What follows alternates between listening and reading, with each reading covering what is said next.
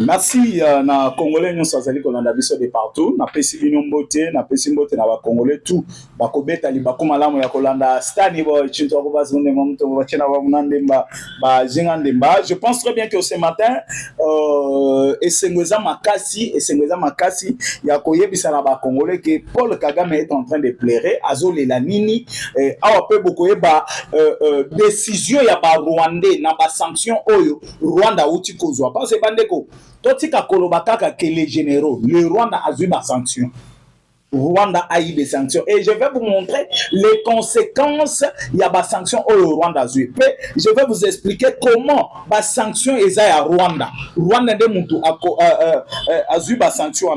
Mes chers amis, awa tozo solo la nabino na zoe bisabino ke na Rwanda eza opesi mbwa boy. Parce qu'il n'y a que deux options. Oyo Kagame akoki kosala na minute oyo pour se sauver ou bien pour sauver pour naie na kati ya Rwandais hein ezaka kana loko moko Kagame akoki ko sala ezanini to solo lango na émission na biso lelo bokoyeba ke Paul Kagame est en train de proposer na Rwandais nini azo proposer bangoni hein bisika ozali yo mutozo landa biso partout dans le monde na posa bo liker d'abord émission et surtout vos commentaires ba j'aime na bino et ça la biso vraiment bien makasi ba j'aime na bino et ça la biso bien et surtout bino batu bozali ko landa biso libanda ya République démocratique du Congo batu bazo landa biso libanda ya République démocratique du Congo tozana esengo makasi lobi bomona ki le ministre ya communication Patrick Mouya ya na kati ya France na peuple congolais au bazana kati ya France. Qu'est-ce que Patrick Mouya est en train de chercher?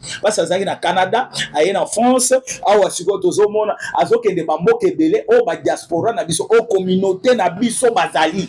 Qu'est-ce que Mouya est en train de faire? Mes chers amis, je vous dis cette fois-ci pour le Rwanda c'est fini. Le Rwanda pensait peut-être se voir malin à Marambo Tozo Sala. Kagame bandaki komona ke yende teti parce qu'il y a deux choses. On a koyebi sabino na émission landa émission tina suka. Oyo Paul Kagame a sololi na batunaye.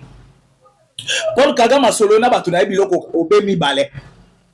Biloko mibala sololi na bango ezali ko servir Rwanda na nini. Bande ko bola ikena bo commenter na ebisaka bino ke ba commentaire ya 10 premières personnes bazana droit ya mabanga bazana droit ya mabanga vraiment na 10 premières personnes o ba commentaka émission na biso hein 10 premières personnes o ba commentaka émission na biso bazala na bango bande ko bino bato bozali ko landa biso libanda ya République démocratique du Congo ba bazo landa biso na kati ya République démocratique du Congo nazo ebisa bino na minute oyo na est de la République Kagame azana kati ya kopakata mbangu na basoda na donc cela veut dire tous les M23 oyo baza na lobia wazalendo akomi ko récupérer ba territoire na ba ville na pete toko solo la na émission na biso l'émission la biso lelo ndeko nana esengo makasi ce qui bomoni émission lelo vraiment na ene esengo ya black day ena zo loba esengo esengo landa émission na ebisa bino ke Paul Kagame na minito nini zo le kana Rwanda Kagame a pensé ki ekoma na Congo mais ekomi nde na mboka na ye eza na kati ya Rwanda nde makambo ezo leka na ebisa bino na Rwanda eza opesi mbwa boy Kagame trouvait que nyonso ezalaka théâtre mais cette fois-ci aye ko comprendre que non eza théâtre te eza makambo mususu cette fois-ci eza théâtre te mes chers amis landa siko lisolo na pesi mbote na balandi na France balandi na Belgique Canada Allemagne Espagne partout au bozali kolanda biso na pesi bino tumbote na pesi mbote na bandeko oyo nyonso bakobeta libako malamu ya kolanda émission surtout bandeko na Grand Bandundu Grand Kasai Congo Central Grand Katanga Grand Équateur Est de la République pe bandeko oyo bazali kolanda biso awa na Kinshasa na pesi bino tumbote na bosanité bandeko Afrique du Sud pe Angola hein na pesi bino tumbote bolanda émission vraiment na boke binyonso boyoka makambo oyo ya kitoko vraiment ebimi pour la République démocratique du Congo. Mes chers amis, Félix Antoine Tshisekedi Tshilombo na kozwa pouvoir, il est allé vers Kagame.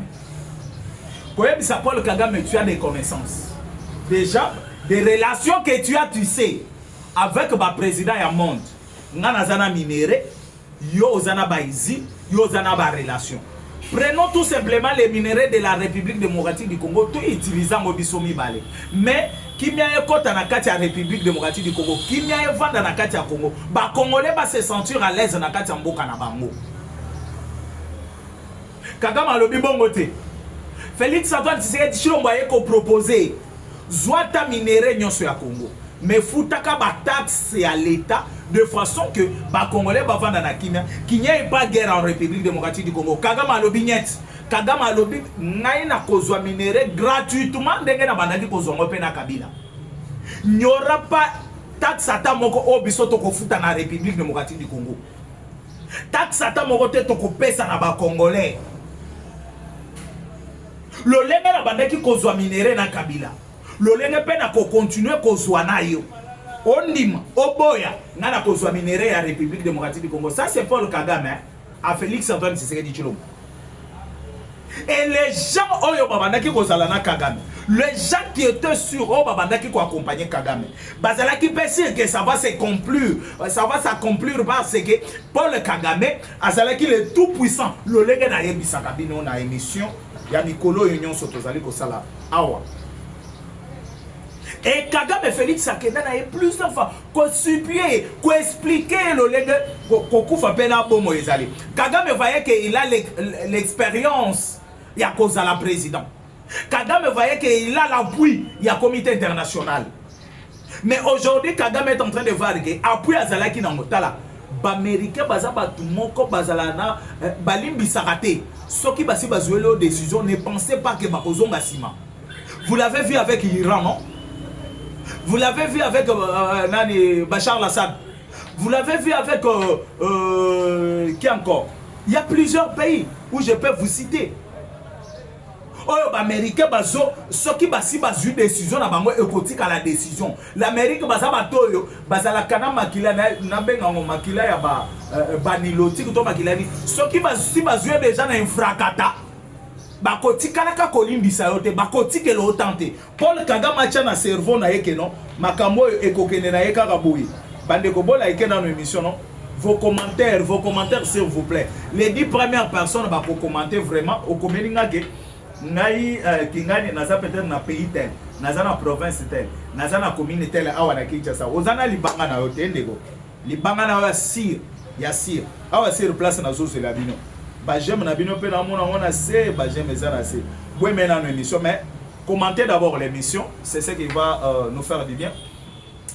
Paul Kagame sikoyo une fois bayokalité na Félix Tshisekedi Tshilombo na côté wana Félix Tshisekedi Tshilombo ayebise non nous allons Kagame ayebise non nous allons voir ce qui yo tongai na minéraux ya République démocratique du Congo botala na no degré à Kindu kolo minéraux yo so yebisa ke tokotala yo tongai na makambo ya minéraux ya République démocratique du Congo parce que na bandaki ko zongo gratuitement il faut na continuer ko zongo toujours gratuitement ya mes chers amis, Kagame vandi bongo, alobi Kabila yaka. Vanda tobundi Tshisekedi. Uganda yaka. Sangana na tobundi Tshisekedi. Kenya yaka. Soudan du Sud yaka. Banani yaka. Bengisi bamboka talebele. Tshisekedi toujours seul. Azuba généraux na yeba saki na kati ya République démocratique du Congo. Akotisi bango na danse. Nous allons maintenant nous affronter à Tshisekedi. Nous allons faire tomber Tshisekedi. Nous allons tuer Tshisekedi pour récupérer le pouvoir. Neko, sachez bien que Zeto Yozomata. Yamone okokiti là. Donc, ndenge balobaka na Chiluba, ceux qui yozali kozwa masango ou bien mabe, ozotokela mutu mabe na sakombe pochela ye.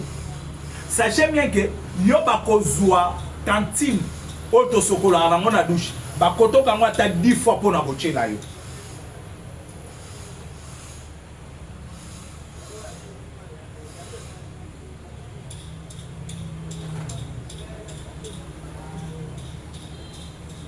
Ouais, merci beaucoup Ndeko Stanislas Elesi depuis Mbokanini. Depuis Hollande, merci beaucoup. Merci beaucoup Ndeko. Bonjour. Merci beaucoup Ndeko Nanga Stanislas. Mon nom Stanislas. Yayo Yangwana.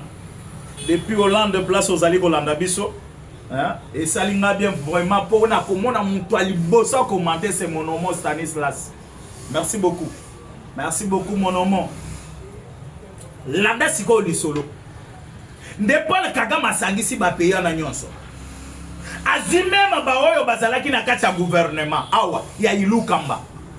Azima mususu o bazalaki ba chef d'état-major, Bambala Moussese et consort.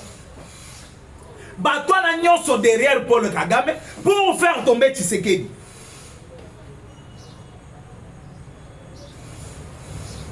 Kagame il faut babomaye. Ouais, de konanga ni David Kasumu depuis Kinshasa awa, merci beaucoup de konanga David. De konanga David. Et maintenant Paul Kagame, ndeko David Kagame sa kufi déjà. Landa li solo tina suka. Soki ozomona na bandi na ebandeli. Eza pona kozongisa ba Congolais makanisi. Ba comprendre que non. Pourquoi makambo ezokomela Kagame? Parce que bamusu bazomona ngolo kwa ndoto. Bamusu bazomona ngolo neti bazosutuka. Mais ça a commencé quelque part. Et Kagame a réuni tous ces gens-là. Même ma force na ezaki na kati ya République démocratique du Congo pour s'attaquer na Tshisekedi, pour tuer Tshisekedi, pour remplacer Tshisekedi na président Oya Lingaki. Ouais, même mission Bandeko. Et tous ces pays la coalition na bango, Tshisekedi a commencé aussi ses démarches. Tshisekedi a vu que je suis seul. Personne ne m'accompagne na Elokoyo. Personne ne peut pas aussi m'accompagner parce qu'ils ont peur de Kagame. Tshisekedi a commencé à marcher partout. Il y a Kokende. Congolais baso comprendre te ba Congolais ba lobi pigeon voyageur. Pourquoi zo tambola boy? Ni nazali na kati ya koruka. Mais landa sagesse ya mwana mobali, ya mwana moto. Kagame est allé plus loin. Er makambo komi koyinde, komi kosala siko neti ba bruit. Kagame alobi un vendeur de pizza. Un vendeur de pizza na nini na Belgique. Akoki koyebisa nga nini boy na boy. Kagame a traité Tshisekedi de tout le monde. Il est allé plus loin même de qualifier les chefs de l'État pour donc quelqu'un qui ne raisonne pas bien. C'est Kagame qui raisonnait bien. Félix Antoine Tshisekedi Chilombo azotala la muntu abatami alekio na maele. Azokene na Kagame pas à pas.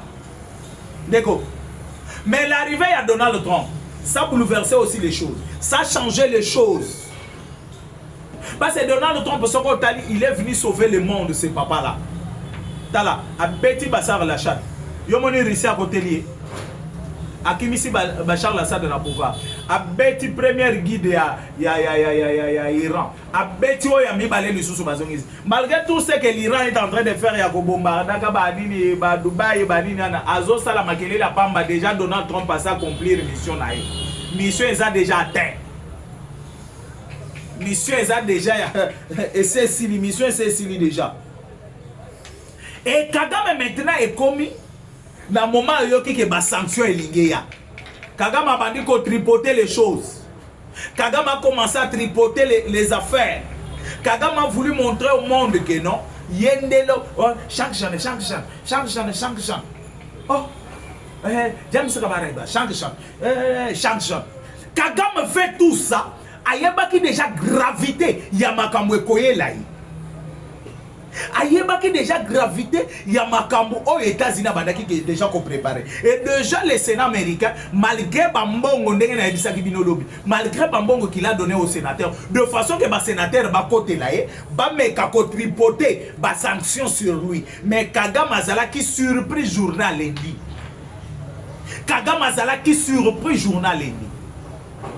Parce que les gens disent que non, peut-être tous les gens généraux. Non, Kagame a eu même l'embargo. Et l'embargo, c'est fini pour Paul Kagame. Aucun pays du monde peut soutenir Paul Kagame. Ça, je vous dis. Parce que l'embargo va passer. Et là, c'est fini pour Paul Kagame. Valérie Pételo. Namonio. Pételo Valérie. Namonio. Mbote na wabisi gozali. Et maintenant Paul Kagame na lingi na beta lisolo na kimia na koganga te na koloba makasi te pour Congolais tout alanda vraiment calmement. Mes chers amis, Paul Kagame a comment que de façon comme que de l'éthique na corruption na corrompre même ba sénateur, je vais accepter de quitter le Congo, mais azolinga kolongwa Congo na moment ya mabe, na moment déjà les États-Unis d'Amérique ça eu décision. Na ebisa ki bino ba américain bazala batu moko ya bazala kolokwa ngombe, soko zokisie éléphant plutôt soko zokisie akotikala ka kobosa na muto zokisa été. C'est ça les États-Unis d'Amérique. Kagame lobby à l'équipe lobby que non, je m'en fous, il y a des sanctions américaines. Et comme il peut américain dans ma tour, américain ba yoki. Kagame a yoko bima lobby non, bakende en enfer, na ba sanctions na bango américain. Les Américains comme ils bango kaka na mato bazo yoka. Ba lobby c'est un président africain, rwandais même, un tout petit pays. O ezali munene ya misabi ya loboko nanga mais ekoki koloba na biso ke biso les États-Unis d'Amérique donc en enfer. Ba américain ba lobi non, il faut to essayer d'abord premier soin il faut que Kagame eba bien que le monde existe et il y a aussi des gens qui dirigent le monde. Les États-Unis veulent prouver maintenant Paul Kagame non. Nous les États-Unis d'Amérique tous diriger le monde. Peut-être si tu n'es pas au courant, il faut que tu le saches à partir d'aujourd'hui. Il faut que tu le saches à partir d'aujourd'hui. Mes chers amis, na lobby, Paul Kagame a pesi bambongo, a sali ba bloqué. Ça n'a pas tenu. Ça n'a pas tenu. Kagame a yoko yoka lendi, nda, babeti bord. Mais lobby mardi Kagame a parlé. Babeti loko, yali bosso. Balobi Kagame a koki ko bimisa mbongo na ba compte nyonso o ezana monde en dollars te. Mbongo pe akoki ko bimisango akoki ko bimisa mbongo na po destination nango ezala Rwanda te. Ça c'est un. Déjà des côté financier ba bloqué déjà Paul Kagame. Dis-moi là Ezaki n'a pas l'air. Là Kabila maintenant va commencer à faire sortir son argent pour payer ça na Kagame. De deux, Kagame akoki ko somba mindu kité armée ya Rwanda. Et koki ko somba mindu kité paye ata moko et koki ko teke la bango mindu kité. L'embargo sur le plan armement. Déjà bibundeli ceux qui osent lutter pour le Kagame change jeune. Hein? Donc comment est-ce qu'on est sanctionné? Déjà quelque chose. Na ebisa ki bino bombardement ya Iran ezalaki pambati. Babeti oyoki que les États-Unis abeti 50 missiles. Ouais abetaki na Iran. Est-ce que tous les 50 missiles les alaki kaka pona koboma le président iranien? Point d'interrogation. Toko solo la mon émission à l'élo. Na ebisa ki bino stade boy na ke de okundula. Pona koyela bino. 50 missiles. Parce que missile Mokomi balé déjà, le président iranien n'est plus à ça qu'il est déjà. Mais comment on va bombarder 50 missiles? Si Kagame a bandaki ko s'entêter. Au moins balobi ba PC embargo sur les armes. Je vais d'abord développer ça pour comprendre pourquoi les 50 missiles en Irak. Paul Kagame a pris tous les minéraux à bandaki ko réservé chez lui.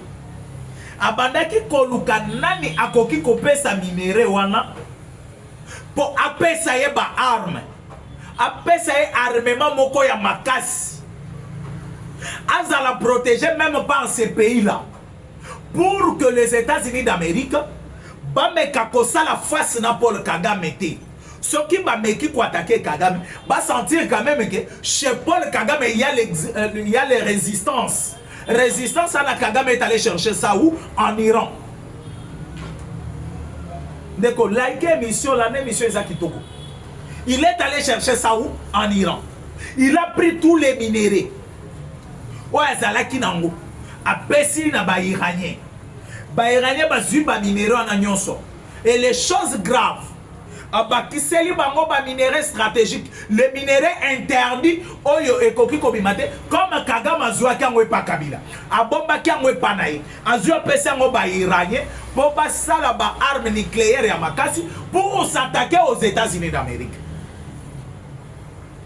Non moni babomi président iranien directement les sanctions tombent sur Paul Kagame et c'est pour casser tout ce que Kagame pensait peut-être récupérer. Et c'est comme ça qu'il est emboli. Et Paul Kagame aussi. Pensez que malgré on a tué le président iranien, mais les armes sont déjà en route vers le Rwanda. Ne babandi ko cibler babato nyos oyoki ke ba bombarder banini ebele babandi ko cibler banini tout oyo ba armement ya Iran ezali babandi ko beta babetio jusqu'à ce qu'on est allé toucher les bateaux qui transportaient déjà les armes oyo Iran azwaki pona kotine de la Paul Kagame. On est allé toucher ça parce que les Américains soko koti na bango en conflit bako banda ko contrôler ba entrée na ba sortie na yo ba ba que ozo collaborer na nani pe bozo solo la nini na nani. Et c'est comme ça que les Américains Kagame akendaki kokota na faux pour ya kokende koluka relation na ba iranien. Maintenant que Iran bazali en conflit avec les États-Unis d'Amérique. Les États-Unis d'Amérique bazolinga te que Iran asala oya linga sala asala ba nucléaire oyebi que ba pays arabes bébés sont des pays sauvages. Ceux qui basent les armes nucléaires, ça sera peut-être très dangereux pour le monde. C'est pour cela Donald Trump azolinga ko stopper le kwana azolinga le kwana salimate. Azolinga le kwana etika la ko salimate et pas ba iranien. Landa li solo na expliqué yo. Landa li solo oyo kali solo. Mes chers amis, nde ko sala ete herbe américain babadi ba enquête na bango ba comprendre que non Kagame apesi Iran minéré apesi ba matière interdit oyo koki ko bima na monde te. Kagame azwango pa Kabila tant que président abombaki yango pa nae azwa pesa ndo Kagame a signé déjà oyo koya en sachant bien que l'Iran va les protéger. Bande ko bola ike nano d'abord émission bola ike émission za kitoko makasi bola ike na yebisi bino ke nazo bimisela bino ba vérité moko ba révélation moko o ba congolais belé ba bandaki ko tsango kati ba congolais bazomona comme si Donald Trump veut d'abord faire eloko moko ya ko déstabiliser d'abord le partenaire de Paul Kagame. Mais Kagame est allé maintenant mal choisir un partenaire déjà à rancunier avec les États-Unis d'Amérique. Donc les États-Unis attardé pour na beta Iran. Attardé à na ye vitesse a commissaire Malamoko na suka. Bon like émission s'il vous plaît. Bon like s'il vous plaît. Vous aimez l'émission, bon commentaire et surtout vos commentaires. Aujourd'hui, il n'y a pas vraiment de commentaires sur ça. Commentez vraiment mes chers amis. Et alors, ce qui est Hollande, une fois déjà bombardé Babylone kwa nyonso. Ba kitise ba sanction sur Kagame. Et Kagame c'est quoi a commis comme on en lokola libabe. Alors malgré les sanctions, noyoki Kagame acceptait plus vite ya kolongo la basoda naye na kati ya République démocratique du Congo. Pourquoi? Les armes oya bandaki kozela déjà bombardé, le monsieur qui l'attendait peut-être l'appuyer ou le protéger déjà tué. Et Kagame a kota la lobby place où il faut qu'Akana obéir. Oh non, va continuer de passer. Ba sanction ba pesi na Rwanda. Cette fois-ci, ba sanction ils allaient viser l'individu Paul Kagame. L'individu Paul Kagame. C'est comme ça que Kagame oyoki à partir à lobby déjà mardi, a bandi kolongola comment on appelle anti-drone nyonso achaki na Goma na Bukavu babandi kolongola matériaux na bango nyonso bazokende na ngosiko vers Bunagana parce que azomona que soki abimisi yango directement na grande porte na biso ya Kiseni bakoseka ye ba Congolais bakoloba no Kagame a pris fuite Kagame ye wana zali kokima na bam azolongola biloko tu ezomata Bunagana azolongola biloko tu ezomata Bunagana parce que na minute onde tozo solo la na bino. Il y a déjà des entrées, il y a Bunagana où ils ont déjà bloqué par nos FARDC. Il nous reste ici ce territoire Moko, Moko n'a pas quelques villages pour rentrer pour que nos FARDC, les Ouazalais, ne bakota na Bunagana. Bakota na Bunagana. Bazana Katia ko avancer petit à petit. Ce matin ici, na Kobete la Bino du Solo, Bazana déjà quelque part. Na Katia ko avancer. Et maintenant du côté ya Rwanda. Ba Rwanda pe batomboki. Bamoni ke Kagame che bango sikoyo na danger. Noyoki Kagame nenga bandaki koluka dialogue en République démocratique du Congo. Cette fois-ci dialogue ezo baluka maintenant na ngambo ya Rwanda. Dialogue ezo baluka na ngambo ya Rwanda. Parce que Kagame est censé à Kosangisa Rwandais pour apaiser. Et maintenant, selon Paul Kagame, je me pose des questions. Est-ce que Kagame va quitter les Congo ou bien à Kolomboate? Point d'interrogation. Malgré tout ce qu'il est en train de faire, Toye Bakabafantir à Paul Kagame. À Kolombola Babilo, quoi, l'agnon soit fouetté, bino le quoi, mais et ça n'a piège, moussou soit tiki. Piège à tiki, il y a que non, ceux qui peut-être bazongi, je vais les attaquer dans le moment boye, ou bien à tiki bato baza en civil, bah comme il faut contrôler, bah comme on a babuka voilà en civil. Vous connaissez bien Paul Kagame. Et maintenant, chose grave que je vais vous expliquer. Paul Kagame a causé la contrée. Parce que le problème avec Kagame maintenant, chez les Rwandais, Kagame veut tracer maintenant l'histoire. Il y a tant lelo azali sous président. Ata lelo Kagame a koufi, mais est-il qu'à l'archive ya monde que non? Il y avait un président africain, il avait fait face aux États-Unis. À cela qui face aux États-Unis. C'est ça l'idée de Paul Kagame. De faire face aux États-Unis, à histoire. Parce que Kagame a dit déjà chemin où emprunté, je vais mourir. Les États-Unis les Américains vont faire par tous les moyens pour me faire renverser. Et c'est ça. Et comme ça se passe comme ça, les Rwandais maintenant sont censés de sécuriser leur pays. Je vais vous dire quelque chose. Mboma qui vient de mourir, c'est un Rwandais, de père et de mère. Il n'est pas du Congo central. Mais Goma n'est pas Tutsi. Goma c'est un Hutu. Babomie par ce Gaza Hutu. Et Zokota. Dans le Bingoma, Babomie par ce c'est un Hutu. So Gaza qui Tutsi, Kagame a Boumaïde. Bande vous likez dans notre émission. Vous likez s'il vous plaît. Vous likez, pardon. Vos commentaires, vous ne commentez pas l'émission. Aïe. S'il y a des questions à me poser, posez-moi. Je suis là pour vous répondre. Mituna et Zali Botuna Nana répondre. Bino parce que tu es déjà dans souka émission.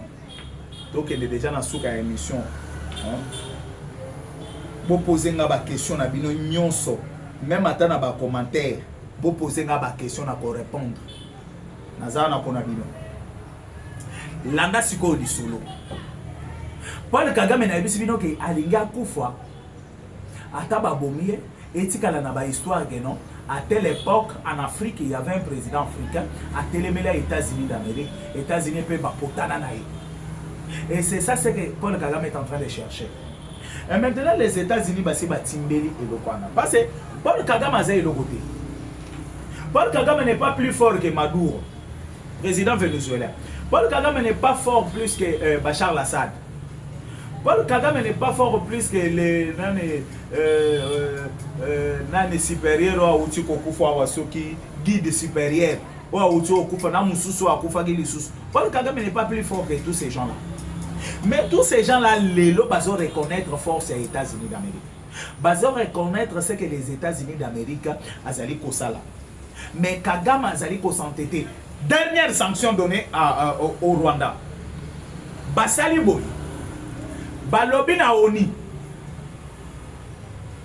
Tous les militaires rwandais oyo ba récupérer ki na kati ya ONU. Bazongi sabango na Rwanda. Balonga ONU, balongoli bango na ONU et le Rwanda aussi ba suspendre na makambo ONU akoki kotinda lisusu ba militaire bonate. Yo kasi ko conséquences place ezali. Tous ces militaires là bazozonga au Rwanda. Les comptes fermés. Parce que les militaires, le Rwanda ne peut pas, peut ou ne pas payer ces militaires-là. Parce qu'ils vivent dans Bongo, Bazo Futabango, na ONU. Mais aujourd'hui, ONU à Longoli Bango, il n'y aura pas de salaire. Les militaires là sont censés maintenant de rentrer au Rwanda. En Rwanda, il n'y aura pas de salaire. Kagame Bache devant faire accompli maintenant et pas les États-Unis d'Amérique. Ce sont des militaires rwandais qui vont s'en charger maintenant de Paul Kagame. Ce sont des militaires rwandais qui vont chasser Paul Kagame maintenant au pouvoir. Ce n'est pas les États-Unis d'Amérique. Pourquoi? Ces militaires-là, ils sont censés maintenant réclamer un salaire. Parce que tous les comptes à Rwanda, ils ont fermé. Même les sanctions qu'on quitte sur Paul Kagame lui-même, peut-être dans une semaine. Au Congo, komona que bako bloquer même ba compte paye à Paul Kagame. Là maintenant Kagame va sentir que achelu salapa le patugile ache kotoyo et bimeli kotoyo. C'est ça.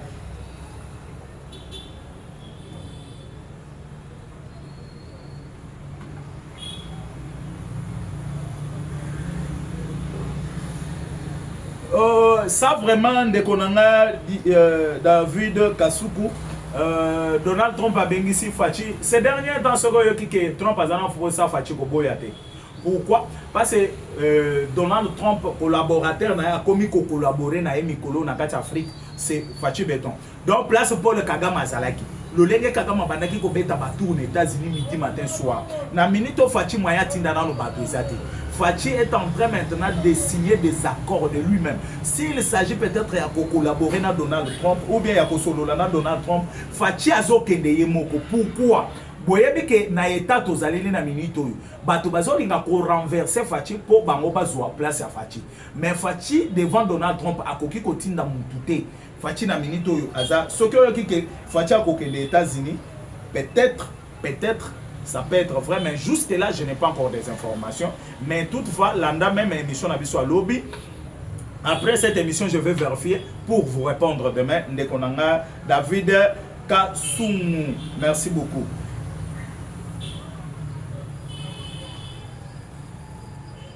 Oui. Ndekonanga, c'est qui s'il vous plaît? C'est qui? Salut frère.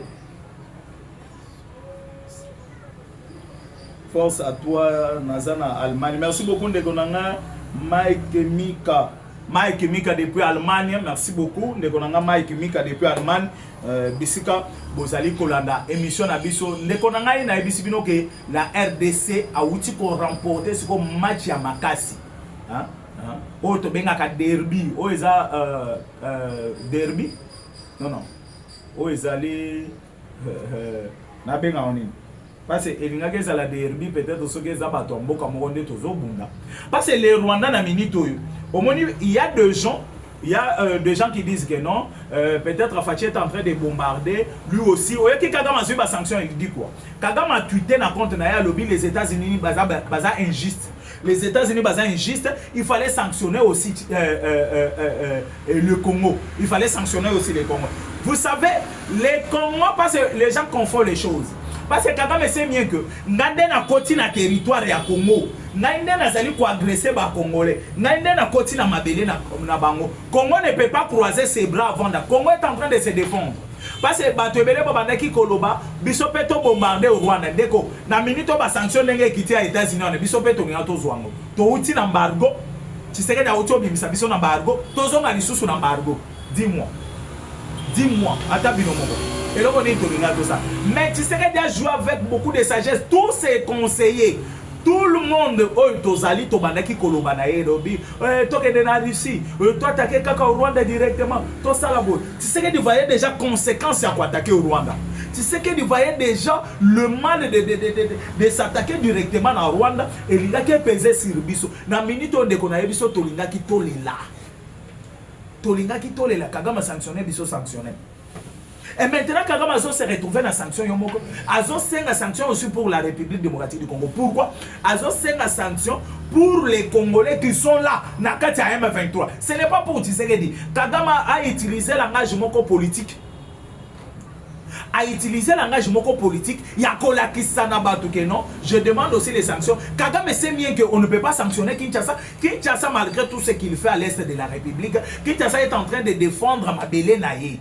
Kinshasa est en train de défendre le pays Naye. Kinshasa bimi na Congo akeo bunda na Rwanda. Abimi na Congo akeo na Uganda.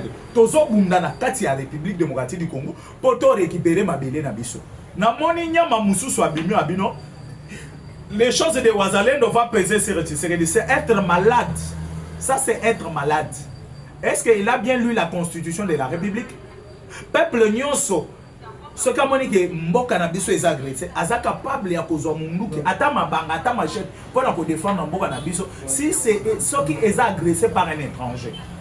Mais Kagame est entré ici, les Ouazalendo bakovanda, baba ne kobete la Kagame maboko baloba. Et Kagame ozo salabe, oh tu sais qu'il y aura des problèmes. Papa, nous avons la constitution, c'est la constitution qui dirige ce pays. Ah oui. Ah oui. Et maintenant, je me pose des questions. Nene Kagame Zana Katia ko retirer Bibundeli na ba Goma na ba Bukavu. Nanga maintenant va s'installer où? Nanga. Question nanga ya suka pona si sa émission Yangwana. Mes chers amis, na monia wa Emmanuel Michondo, merci. Il me suit depuis où Azali Kolanangai. Michel, pardon, connexion Zana mon boulot. Tozana Katia Kotala d'abord Bisego Zolanda Biso Michel, Zolanda Biso Wapi, Zolanda Wapi, mais na moni déjà na Kinshasa, oui. Je vous suis depuis commune de Kinshasa. Commune de Kinshasa, oui, merci beaucoup. Depuis commune de Kinshasa, Cirque Avenue, Kabambare, Nini, Ondani. Ben TV, merci. Bonjour, Ndekostani.